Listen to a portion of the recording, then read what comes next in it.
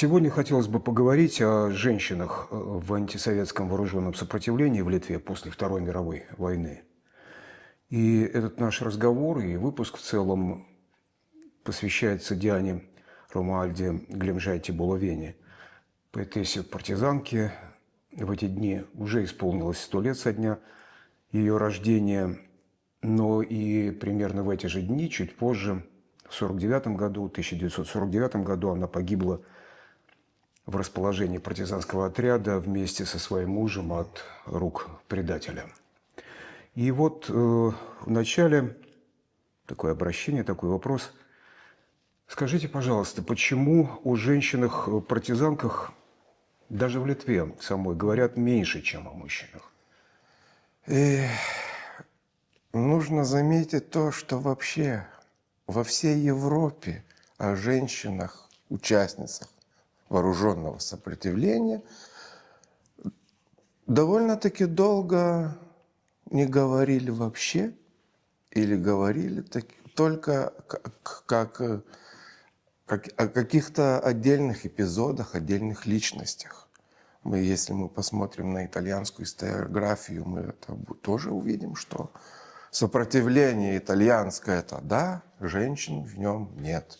То же самое во Франции. И вообще о роли женщины как таковой в процессах истории начали говорить не так уж и давно. И это, наверное, стоит отметить, что всегда история, политика, всякие большие действия, большие процессы считали, что это мир мужчин. Ну, война – это вообще мир мужчин.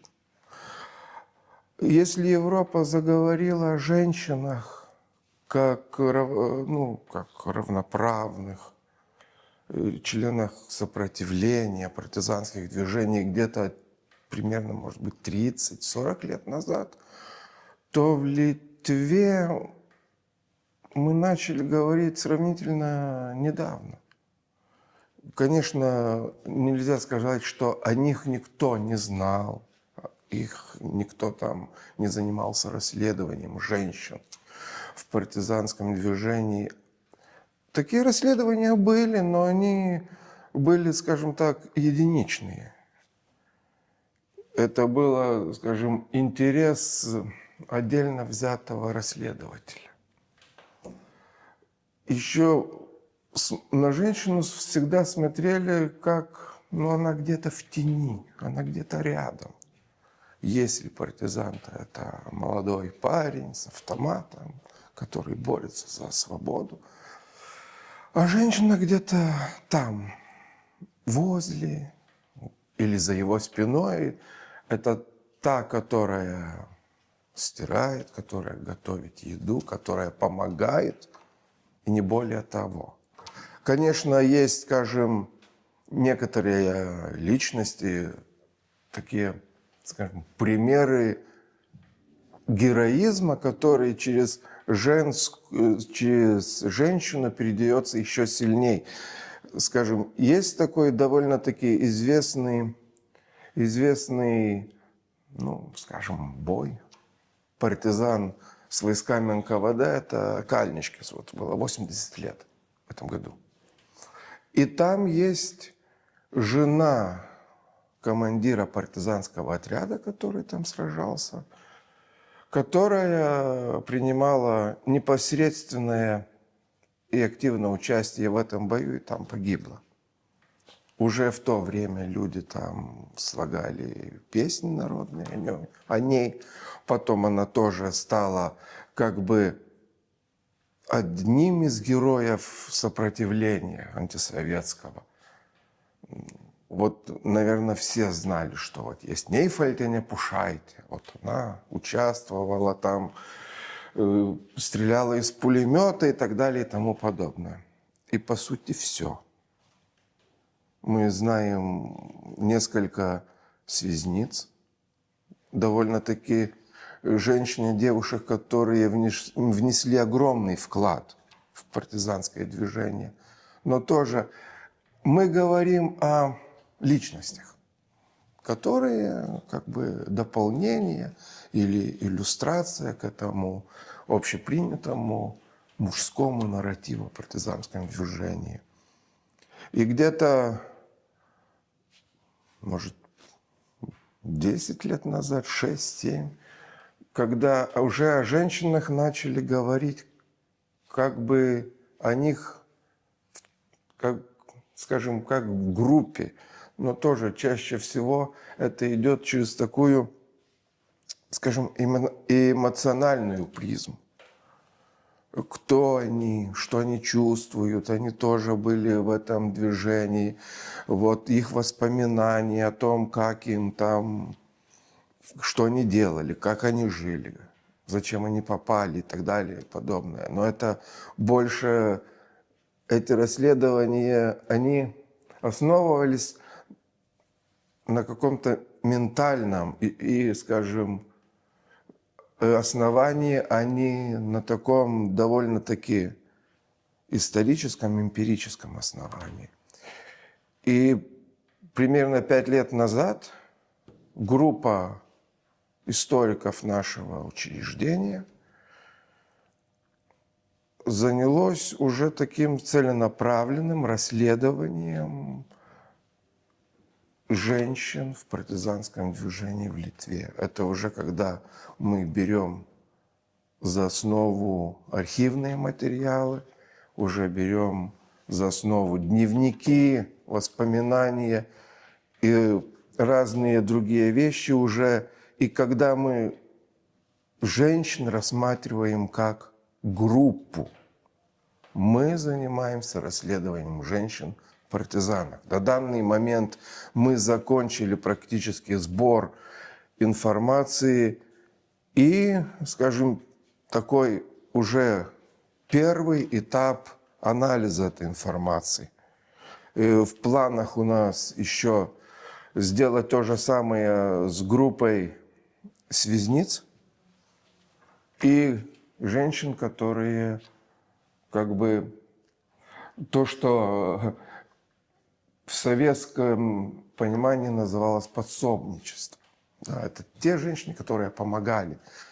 Если вот партизанок мы насчитали где-то 550 женщин, которые были в партизанских отрядах, со второй половины 44 по 53 год. 550. Эта цифра, конечно, не конечная. Она, когда мы находим новые материалы, она варьирует. Там кто-то из этой категории переходит в категорию связниц, потому что они как-то там попали, скажем, в воспоминаниях только есть, а архивные материалы показывают, что они занимались чуть иной деятельностью, или мы находим женщин-партизанок, о которых мы еще не знали. Но на сей день мы можем сказать, что их было 536 партизан.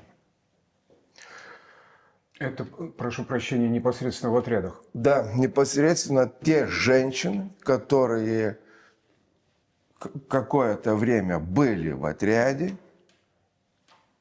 И так, если уже как бы такая дефиниция партизанки, которую мы тоже собрали воедино, это женщина, которая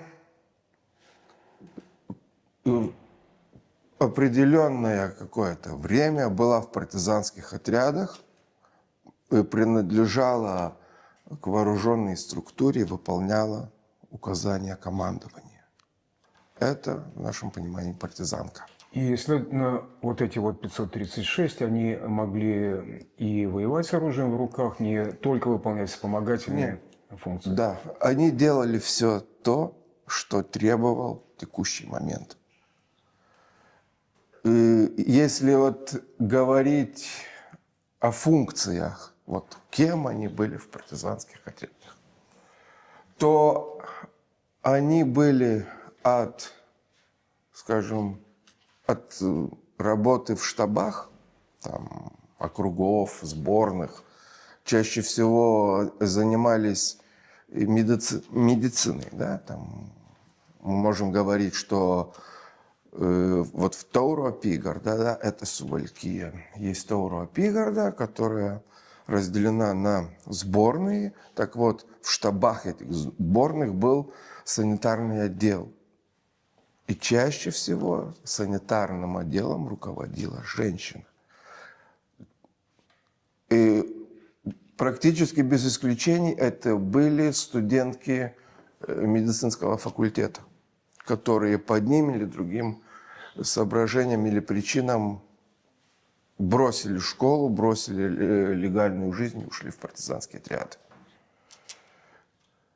Были женщины, которые в штабах занимались финансами, занимались всем делом производства штабов. Это тоже имеет место быть. И были такие женщины, которые работали в штабах. И, конечно, были те женщины, которые непосредственно в партизанских отрядах, да, там занимались бытом, да, там, простым вот таким вот и рутинным бытом. Но с другой стороны, говорит о каком-то разграничении, ежели ты женщина, то тебе только там готовить, кушать и стирать. Об этом мы не можем, потому что им приходилось и участвовать в боевых столкновениях, приходилось участвовать и в операциях, приходилось участвовать и в распространении литературы подпольной, прокламаций и так далее и тому подобное. То же самое, что если мужчина, то не значит, что партизаны сами себе не готовили кушать или не стирали. Эти люди попали в такое, скажем, в такие условия, в которых они должны были жить и делать то, что от них требовал текущий момент. По нашему расследованию, наверное, где-то 40 с лишним процентов женщин были вооружены. Они имели оружие. И снова, это оружие были такие, которые приходили в отряд и требовали, чтобы их тоже вооружили, потому что мы тоже партизанки. Были такие, которые говорили, что оружие мне не нужно, мое оружие – молитва. Было и такое. Было такое, что партизаны считали, что винтовка и женщина несопоставимы. Но снова, каких-то общих тенденций или что-то мы о них не можем говорить, потому что они жили по тем условиям, по тому моменту, который был конкретно у них в одном отряде, в другом или там в третьем. Но по сути спектр функций женщины в партизанских отрядах был от штабной работы до, скажем, рутинной, повседневной, бытовой работы. Здесь вопрос, можно ли говорить, судя вот по материалам, документам, с которыми вы работаете, о какой-то особой, так сказать, женской силе или преимущественном качестве, или наоборот уязвимости в условиях лесной войны? И, скажем, чтобы мы могли вот так, это так или так, нет. Это все связано с личными качествами каждого человека. И неважно, мужчина то или женщина. Можем, вот скажем, пример. Войска МГБ находят бункер. В бункере скрываются 2 партизана и девушка-партизанка. И, как следует уже потом из архивных материалов, они решают сжечь документы и покончить жизнь самоубийством, чтобы не попадаться, не попадать под арест, не попадать врагу. Из этих 3 это делает только девушка. Партизаны сдаются. И тут тоже можем говорить о том, что женщины, наверное, еще больше боялись ареста и боялись всего того насилия, которое можно Следовало за ним. за ним, чем мужчины. И об этом говорится в их воспоминаниях. Женщины, которые прошли лагеря уже когда Литва снова стала независимой, они так и пишут, что я очень боялась попасться, я боялась ареста, но, скажем, там во время этого боестолкновения была ранена или потеряла сознание, и я попалась. Для меня это было самое страшное – попасть. Я так не боялась умереть. И если мы будем вот так посмотреть на эти их, скажем, судьбы, то ни одна и ни две покончили жизнь самоубийством. Тоже делали мужчины. Но это, вот, если, скажем, этот выбор, смерть или арест, для них где-то глубоко внутри лучше умереть. И по сути можем сказать, что у женщин, партизанок, были только два пути, две судьбы реально. Это или быть арестованы, или погибнуть. И большая часть из них погибла, свыше 45% погибла, и 40 с небольшим были арестованы. А остальные это уже, скажем, легализация, выход из партизанского движения и по фиктивным документам как бы жизнь, уже вне поля этого движения. Это единицы.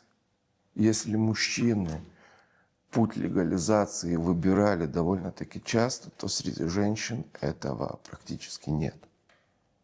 Так что, по сути, погибнуть или быть арестованы, или дожить до победы, до того, что они, по сути, все и думали, что как бы не так, но они победят. А если не победят, то их дети, внуки, они будут, скажем, все равно Литва из-за их действий раньше или позже станет свободной. Это было их понимание. И по сути, если говорить о том, какими путями женщины приходили в партизанские отряды, они тоже, мы можем говорить, скажем так, чуть иными, чем мужчины. Мужчина довольно часто просто уходил в партизанский отряд. Прямо из дома в лес. Там тоже можем говорить сначала о мобилизации и в Красную армию. И тоже есть одна из самых, на мой взгляд, главных причин 44-5 год, что молодые люди призывного возраста идут в леса просто, чтобы не попасться под мобилизацию. Женщинам мобилизация не грозила. Как бы этой составной нет. Но все равно уже 44-5 год женщины идут в партизанские отряды. Они принимают решение оставить легальную жизнь и перейти уже в эту, скажем, как тогда это называется в чекистских документах, в нелегальное положение. Вот здесь, мне кажется, важный момент, мы пришли к нему. Ведь у женщины было гораздо больше, если не все возможности, остаться в спокойной и, насколько тогда это было возможно, благоустроенной жизни, благоустроенном положении. Мужчина, наверное, нет, потому что действительно могли призывать и призывали в Красную армию. И тем не менее женщины шли все-таки. Шли. И, скажем так, говорит о мотивации. Почему я оставляю дом, некоторые оставляли детей, я оставляю все и ухожу. Мы можем говорить от двух таких больших составляющих. На взгляд, вот, на наш уже, вот, мы пришли к такому коллективному выводу, что с одной стороны мы можем говорить о внутренней мотивации, когда женщина или девушка прекрасно осознает, что ей не по пути с большевиками, и что ей, как литовке, надлежит сражаться за свою страну. И об этом они, скажем, говорят во время допросов, во время заседаний военных трибуналов. Есть фиксация их слов, что они прямым текстом так и говорят. На вопрос, почему вы стали на этот путь преступный, она говорит, потому что вы оккупировали мою страну. Моя страна с вами борется, и я должна бороться вместе с ней. Это уже такая внутренняя мотивация, мы ее так вот называем, потому что ясно, что этот человек на патриотическом, идейном уровне решил сделать этот шаг. Таких женщин примерно так где-то 5-7% от всего числа партизанок. Большую часть партизанок сподвигло то, что мы назвали мотивацией извне. Это комплекс всяких, скажем, вещей. Например, довольно-таки типичный путь женщины в партизанский отряд связан с ее ближайшим окружением и участием ее братьев, отцов, мужей в партизанском сопротивлении. И, скажем, брат находится в лесу, и он час от часа заходит к себе домой. Заходит он, заходят его друзья, товарищи. И сестра готовит им кушать, там, стирает, топит баню, занимается, ну, скажем, таким бытовыми делами, помогает брату, партизану. Потом шаг за шагом уже партизаны могут попросить ее о таких сделать мелкую задачу, скажем, пойти в соседнюю деревню, там что-то узнать или там что-то кому-то передать. Потом уже можно попросить, чтобы она отнесла какой-то там конверт кому-то там, и так далее и тому подобное. И так шаг за шагом эта девушка становится связницей партизанов. Да? Она принимает присягу, получает псевдоним, она уже становится членом сопротивления.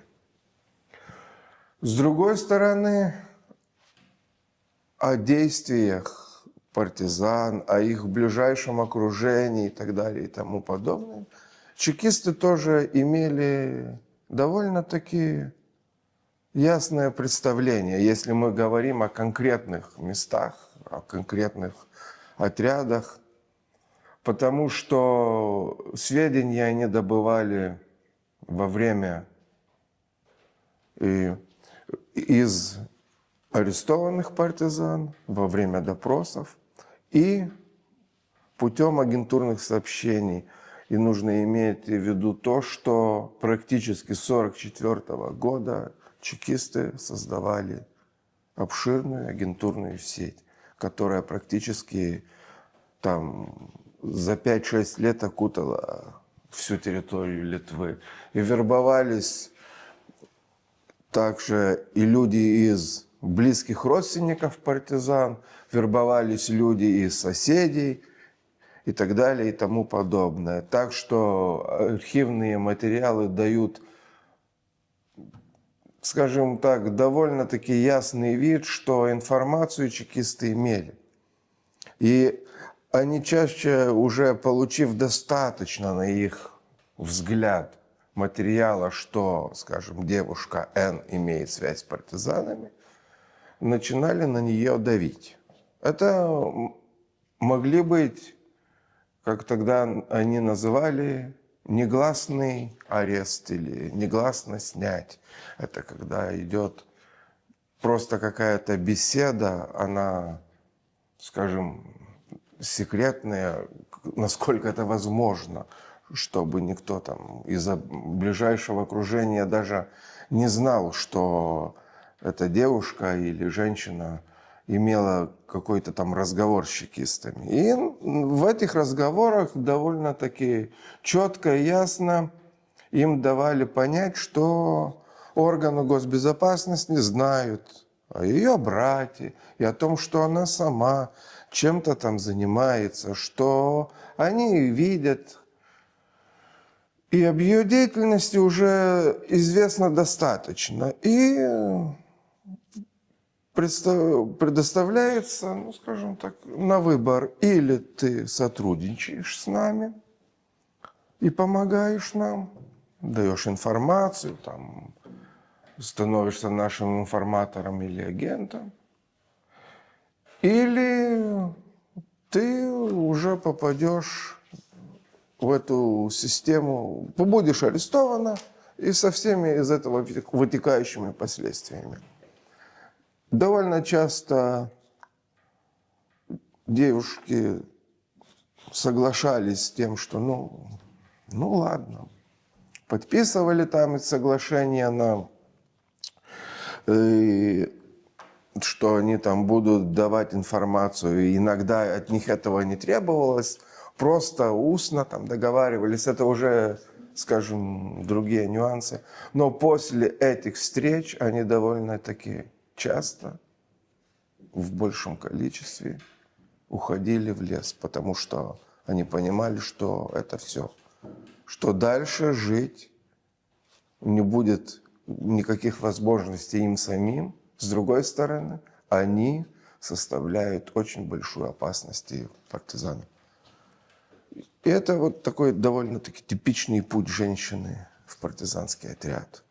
Ну и также, вероятно, жены могли уходить к мужьям ради собственной безопасности. Да, это тоже довольно распространенная вещь, когда муж в лесу, через несколько времени он приходит к жене, и он понимает, что если не сегодня, то завтра чекисты займутся ею.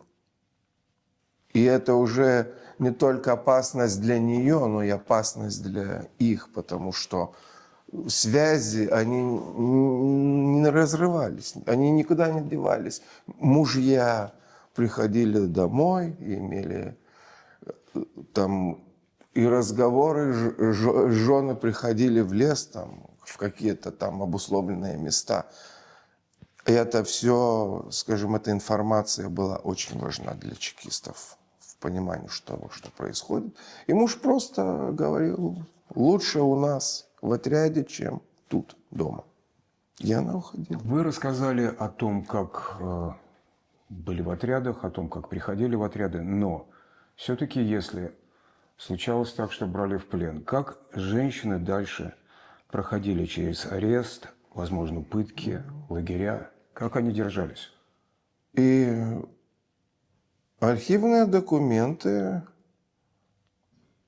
показывают, что можно говорить о, скажем, несколько таких как бы тактик ведения в себя там во время допросов.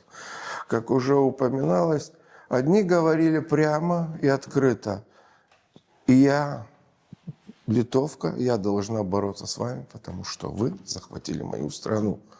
Я ни о чем не сожалею, я вам ничего не скажу. Ну, не скажу ничего, это значит, что чаще всего через несколько дней уже в допросах видно, что заговорила.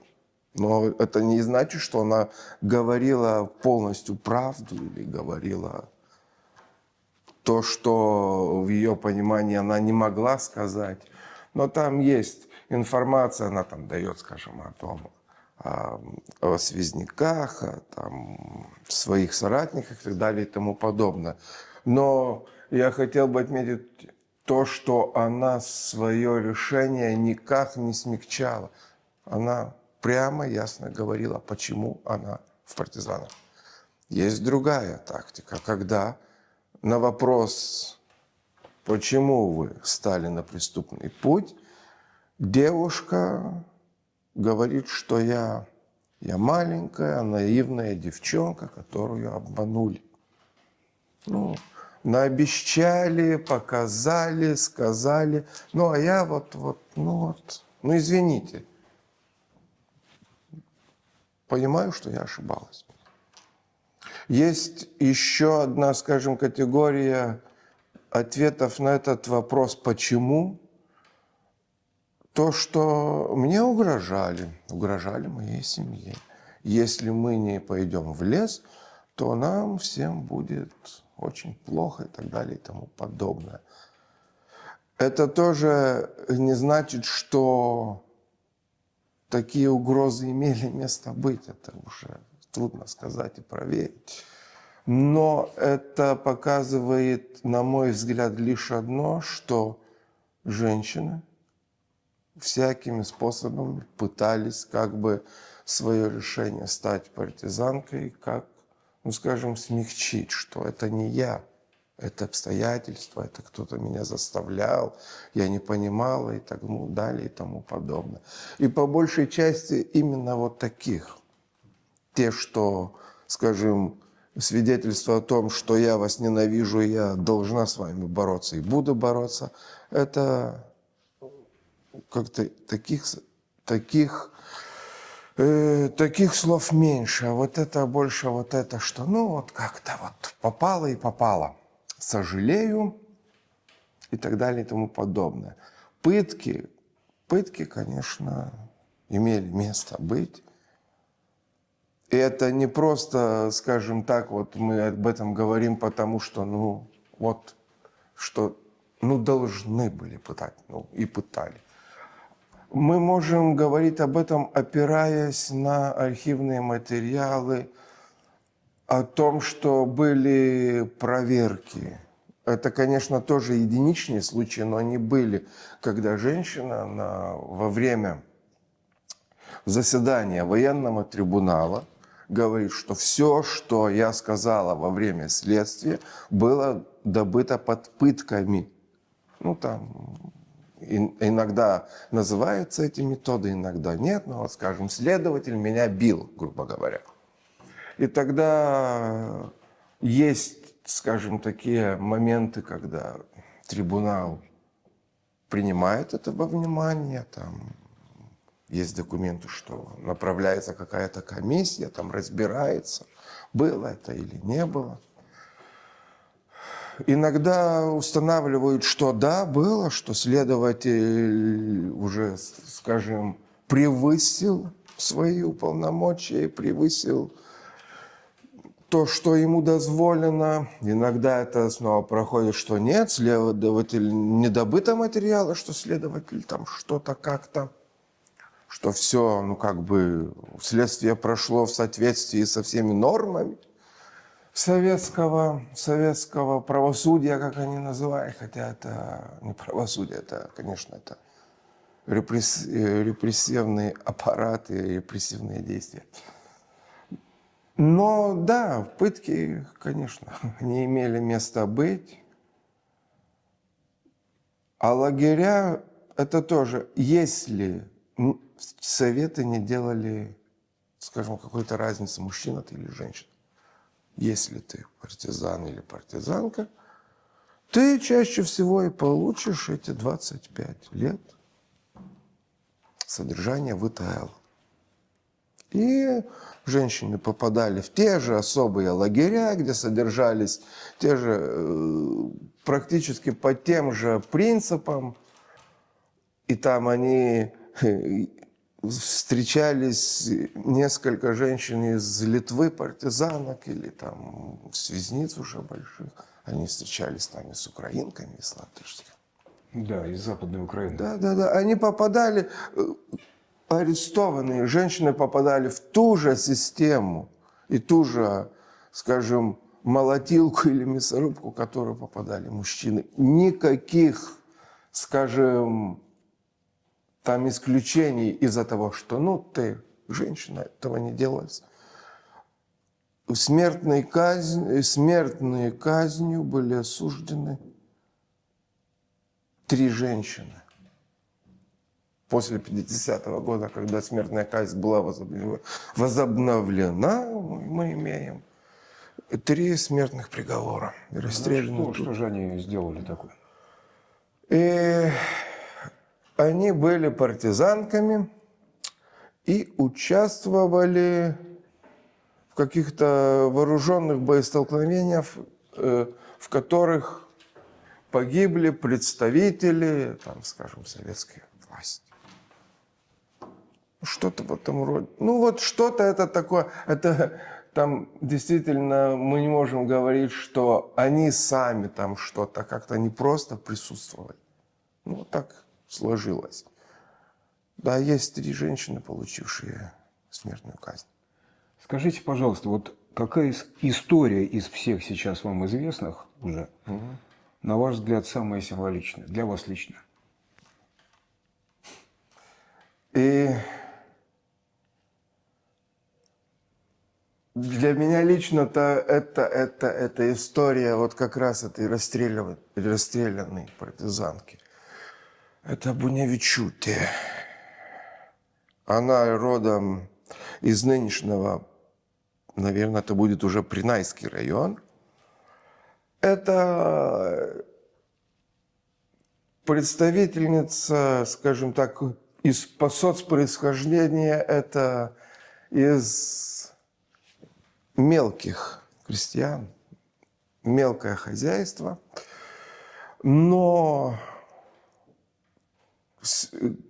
каким бы ни была эта, скажем так, ее там жизнь, трудная, недостаток финансовый и так далее и тому подобное, она окончила гимназию, она поступила в Каунасе в учительскую семинарию. Это, как она пишет в своем дневнике, я всю жизнь хотела быть учительницей и учить чему-то доброму. Ее отца арестовали в 1946 году. Нет, в 1945 арестовали отца. Достоверно непонятно и по ему даже уголовному делу, и вообще по контексту, был он партизаном. То есть суть в том, что он скрывался на мобилизации. Но состоял ли он в партизанском отряде или просто скрывался, это не ясно, но его обвинили в том, что он имеет связи и был в банде так называемой. И он был увезен в лагерь, осужден, не помню, на 15 или на 10 лет, это 1945 год. Ее мать умерла, слово по свидетельствованиям, и ее сестры, она жива по сей день, что мать умерла после того, как вернулась из допроса. Просто вернулась, побитая, легла и уже не встала. А Альбина в то время оканчивает прогимназию, потом гимназию. Хозяйством уже занималась бабушка, и она уезжает в Каунас в учительскую семинарию, поступает учиться, и там какие-то начинаются вот такие связи антисоветские уже в этой семинарии. Потом, когда она приезжает на каникулы домой, уже там тоже друзья там, кто-то из родственников партизанских отрядов. И так, шаг за шагом, она принимает решение уйти. Это человек, который по собственному желанию бросает все, бросает учебу бросают перспективу. Быть учителем тогда была огромная перспектива.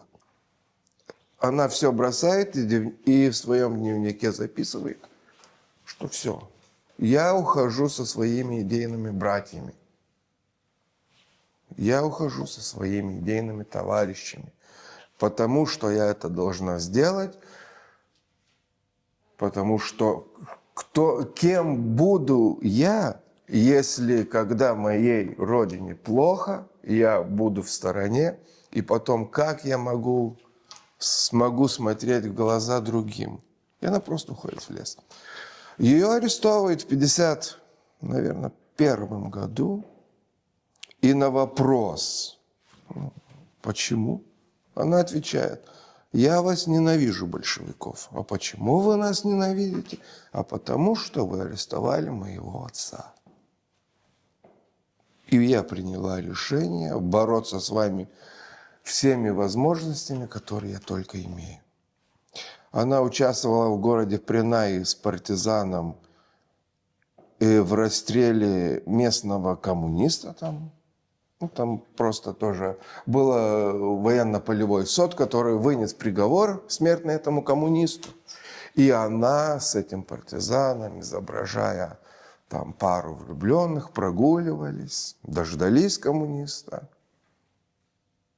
расстреляли и ушли в лес. И когда ее взяли, это тоже, конечно, все понимают. Была информация, кто это сделал.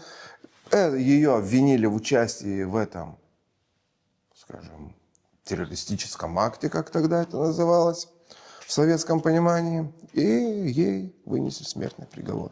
Ее расстреляли вот в этом здании. Где закопали ее труп, неизвестно по сей день. В этом здании, вот на проспекте, Да, тут. где мы сейчас находимся, в бывшем МГБ, КГБ. Да. Ну да, по сути, тут. И все. Вот это тоже вот история, если вот смотреть так, это история молодого человека, молодой девушки. История человека, который имел перспективы, имел мечты и шел к ним, но вверх взяла то, что она, как и многие тогда, эти молодые люди, они, скажем, в своих воспоминаниях они говорят об этом, почему ты стал партизаном, очень просто. Я делал то, что был должен. И все тут. И они делали то, что должны. И этих историй сотни. Женщин вот 500 с лишним, а говорить о партизанах это вообще тысячи. Тысячи вот таких жизней, которые были поломаны этими процессами историческими. А так, если уже не прикрываясь какими-то такими общими фразами, то они сломаны советской оккупацией.